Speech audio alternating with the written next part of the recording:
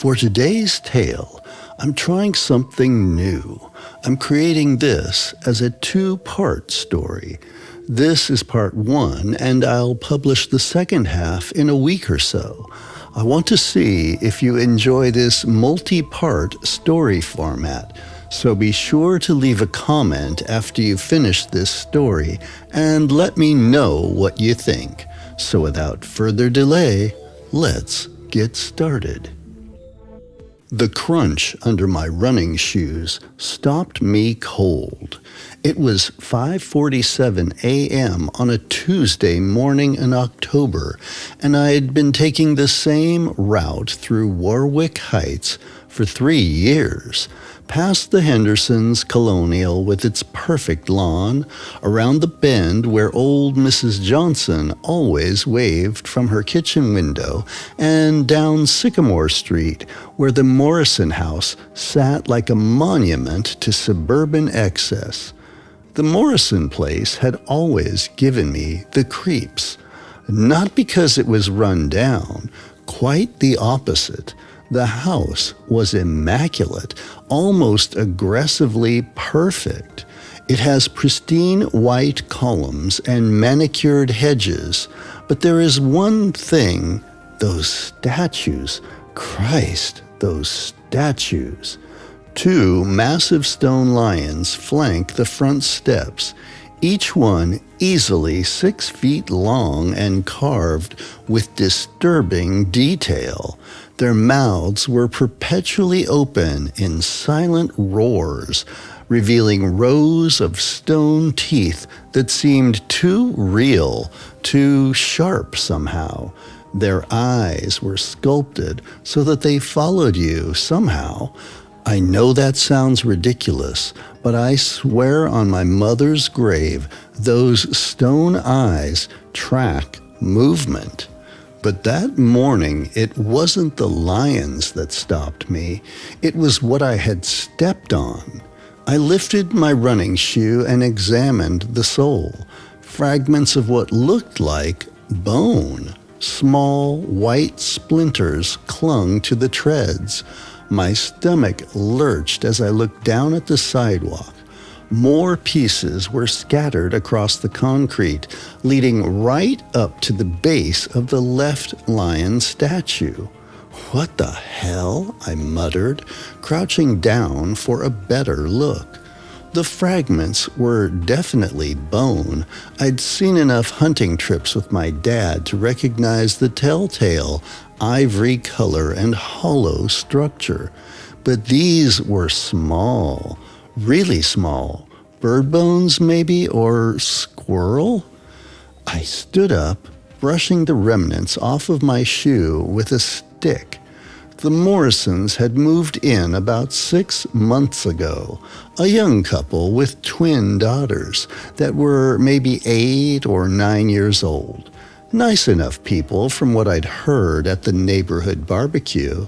The husband, David, worked in finance downtown. His wife, Sarah, was some kind of an artist who worked from home.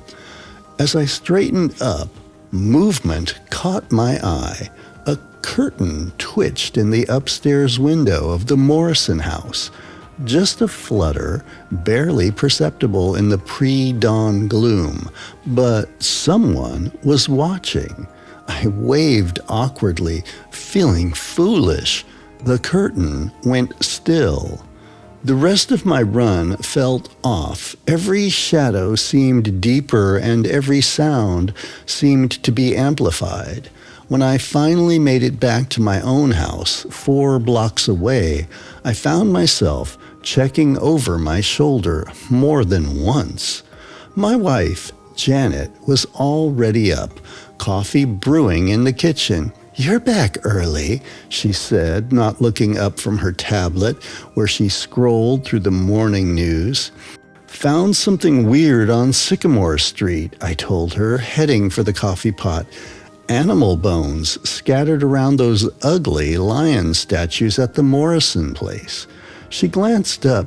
"Probably just a cat kill. You know how brutal they can be with birds and mice." Maybe, but even as I said it, something felt wrong about that explanation. The bones had been too arranged, not scattered randomly like the aftermath of a cat kill, but almost deliberately placed in a rough circle around the statue's base. "David, you're overthinking it," Janet said, using that tone that meant the conversation was over. "Drink your coffee and get ready for work." But I couldn't shake the image from my mind. Those bone fragments, pale and clean, like they'd been picked completely bare, and those stone eyes seeming to watch my every movement with ancient, hungry intelligence. The bones appeared again 3 days later. This time I was ready for them. I'd brought a small flashlight on my morning run, and as I approached the Morrison house, I swept the beam across the sidewalk and the lawn. Nothing around the right statue, but the left one. Jesus Christ! There were more bones this time, definitely not bird bones. These were longer and thicker. I crouched down, shining my light over them. A rib cage, maybe from a rabbit or a small cat. A skull that looked distinctly feline. The empty sockets seemed to stare back at my flashlight beam. And they were arranged again, placed in that same rough circle around the statue's base like some kind of offering. I pulled out my phone and took several pictures. The camera flashed stark and white in the pre-dawn darkness. As I stood up, I noticed something else that didn't make sense. The stone lion's mouth seemed different. The carved lips appeared wet. Dark stains ran from the corners of its mouth down onto its carved mane, disappearing into the shadow beneath its chin. I stepped closer, my heart hammering. The smell hit me then, pungent and thick, like meat left too long in the sun. I almost gagged from the smell. Then I raised my flashlight, illuminating the statue's face. The dark stains were definitely liquid, still slightly wet to the touch when I stupidly reached out to confirm what I was seeing. My finger came away red-brown and sticky. Blood. Fresh blood on a stone statue. I stumbled backward, nearly tripping over the bone circle. My mind raced, trying to find a rational explanation. Maybe someone was playing a sick prank. Maybe the Morrisons had a dog that was bringing kills to the front yard. But even as I thought it, I knew those explanations were bullshit. This was something else, something more sinister somehow. Suddenly, a sound made me freeze, a low, grinding noise like stone rubbing against stone. It seemed to come from directly in front of me, from the statue itself. I held my breath, waiting. The street was completely silent except for the distant hum of early commuter traffic on the main road. No wind and no movement. Then I heard it again. A soft scraping like claws on stone. My flashlight beam wavered as my hand shook. The lion statue sat motionless, its stone eyes fixed on some point beyond my shoulder. But I could frigging swear that its head had been facing straight ahead when I first approached, not angled slightly to the left like it was now. I didn't wait to investigate further. I turned and ran, leaving the bone circle and the blood-stained statue behind. My feet pounded against the sidewalk as I sprinted home, my lungs burning and my mind reeling. Janet was still asleep when I burst through the front door. I stood in our darkened hallway, chest heaving, trying to convince myself that I'd imagined it all. But the rusty smell of blood still clung to my fingertip. And somewhere in the distance, I could swear I heard the sound of stone grinding against stone. By the end of the week, I'd started taking a different route for my morning runs. I told myself it was for variety, but Janet saw right through it. "You're avoiding Sycamore Street," she said over breakfast on Saturday morning. "I'm not avoiding anything. I just wanted to see more of the neighborhood."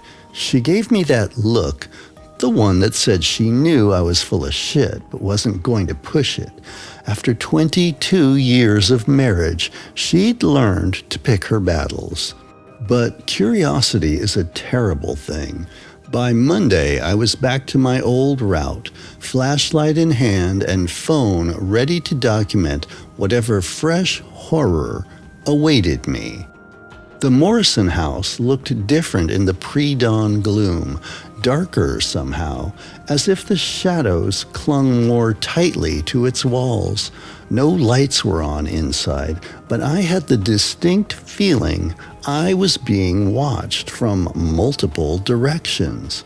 Today, the bone circle had grown. Both lion statues now had offerings at their bases, elaborate arrangements of small skulls, rib cages, and what looked like the complete skeleton of a mid-sized dog. The bones were clean, bleached white as if they'd been carefully cleaned and arranged by someone who took pride in their work. But it was the statues themselves that made me grab my phone and start recording. Both lions were now stained with those dark, wet streaks. The blood, because I was certain now that that's what it was, ran from their mouths and pooled at the base of each statue, soaking into the bone circles like some kind of ritualistic feeding. And their positions had definitely changed. The left lion, which had originally faced straight ahead, was now angled toward the street, its stone gaze fixed directly on the spot where I usually stopped during my runs. The right lion had turned slightly inward, as if looking toward its companion. I started the video recording and whispered into my phone, "Monday morning, approximately 5:45 a.m. The statues have moved. They've definitely moved, and there are more bones." And suddenly a light came on in the second floor window of the Morrison house. I stopped recording and looked up. A figure stood silhouetted against the yellow glow, small, child-sized, one of the twin daughters, probably awakened by some nightmare. But as I watched, the figure raised one small hand and waved at me. Not a friendly wave, a slow, deliberate gesture that sent an icy chill through me, because there was something wrong with the proportions of that silhouette. The arms seemed too long, and the head tilted at an unnatural angle. I waved back, my hand trembling, and the figure stepped away from the window. Then the light went out. But in the moment before darkness reclaimed the second floor, I could have sworn I saw two more silhouettes move across the window, adult-sized figures that seemed to glide rather than walk. The grinding sound suddenly started again, louder this time. Both statues seemed to shift slightly, stone muscles rippling under carved manes. I stumbled backwards, my flashlight beam dancing wildly across their faces. Their eyes, those stone eyes that had always seemed to track movement, were no longer looking at me. They were looking at the Morrison house. And from somewhere inside that house, I heard a child scream. The scream cut through the morning air like a blade. I stood frozen on the sidewalk, my flashlight beam wavering between the blood-stained statues and the Morrison house. The sound had come from inside, high-pitched, terrified, and unmistakably human. Then, just as suddenly as it had started, the screaming stopped. The silence that followed was worse than the scream itself. It pressed against my eardrums like a physical weight, broken only by that persistent grinding sound that seemed to emanate from the stone lions themselves. I pulled out my phone to call 911, but my hands were shaking so badly I could barely unlock the screen. As I fumbled with the device, more lights came on in the Morrison house. First, the downstairs windows, casting yellow rectangles across the front lawn. Then the porch light, illuminating the statues in harsh detail. That's when I saw what had been hidden in the shadows. The bone circles weren't just at the bases of the statues anymore. They extended outward in complex patterns, forming intricate spirals and geometric shapes that covered most of the front yard. And these weren't just animal bones. Mixed in with the ribs and skulls of cats and dogs were larger bones, longer, thicker, human-looking bones that gleamed white under the porch light. I finally managed to dial 911, my fingers stabbing at the screen, but before I could hit the call button, the front door of the Morrison house opened. David Morrison stepped out onto the porch, wearing a bathrobe and slippers. He looked perfectly normal, tousled hair, sleepy expression, the picture of a suburban dad wakened by a disturbance. "Everything all right out there?" he called, squinting in my direction. I lowered my phone, confusion replacing terror. I heard screaming from your house. Is everything okay?" David looked genuinely puzzled. "Screaming? No, I don't think so. Sarah's still asleep and the girls are—" He paused, glancing back into the house. "Well, they should be asleep too. Probably just a nightmare or something."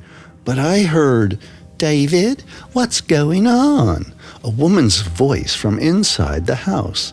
Sarah Morrison appeared beside her husband, pulling a robe tight around herself. She was a small woman with dark hair and pale skin that seemed almost translucent under the porch light. "This gentleman here heard some kind of screaming," David explained. "From our house, apparently." Sarah's expression shifted, her face going even paler. "Oh, that? Yes, I'm sorry. Emma had a terrible nightmare. She's been having them ever since we moved in. Something about the lions." Her gaze flickered toward the statues and then quickly away. I followed her glance and felt my stomach drop. The bone arrangements were gone. The front yard looked perfectly normal, well-maintained grass, neat flower beds, but no trace of the elaborate spiral patterns I'd seen just moments before. "Are you sure she's all right?" I asked, my voice sounding strange and distant to my own ears. "She's fine now," Sarah said, but there was something in her tone, a tightness that suggested she wasn't telling the whole truth. "David sang her back to sleep. You know how it is with kids and nightmares." But I was looking at David, and his expression had changed. Gone was the sleepy confusion. His eyes were sharp now, alert, and there was something else in them, something that looked almost like hunger. "Well," I said, backing away from the porch, "if you're sure everything's okay." "Everything's perfect," David said, and when he smiled, his teeth showed a little too much, like he was forcing the smile as he stood in the porch light. "Just a family dealing with our daughter's normal childhood fears." Sarah nodded, but she wouldn't meet my eyes. "The lions do look frightening at night. Sometimes I think we should have them removed, but David is quite attached to them." "They've been with the house for a long time," David added. "Previous owners installed them back in the 70s. Part of the charm, really." I wanted to ask about the bloodstains, about the grinding sounds, and about the way the statues seemed to move when no one was looking. But standing there under their calm, reasonable gazes, those questions seemed insane. "Right," I said. "Well, I should finish my run. Sorry to bother you." "No bother at all," David said. "We appreciate neighbors who look out for each other." As I turned to leave, Sarah spoke again, her voice barely above a whisper. "Be careful on your morning walks. Strange things happen in the dark hours before dawn." I looked back, but she was already retreating into the house. David gave me one final smile, that unsettling display of forced teeth, and he closed the door. I stood alone on the sidewalk, my flashlight beam playing across the now normal front yard. No bones, no blood, no evidence of anything supernatural or sinister. But as I started walking away, I heard it one more time, that soft grinding sound like stone rubbing against stone. And when I turned for one last look at the Morrison house, I could swear the lions' heads had moved just slightly. They were watching me leave. And in the upstairs window, a small silhouette waved goodbye with arms that were definitely too long for a human child.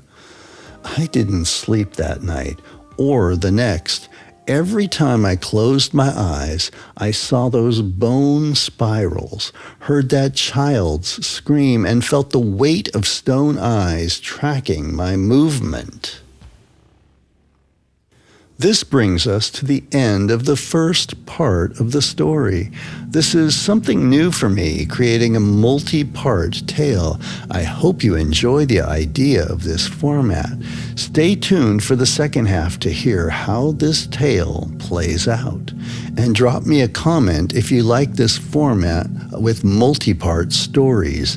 I'm trying to keep things interesting for you. Until the next tale, have a frightfully fun day, and be sure to check out other stories with the links on the screen.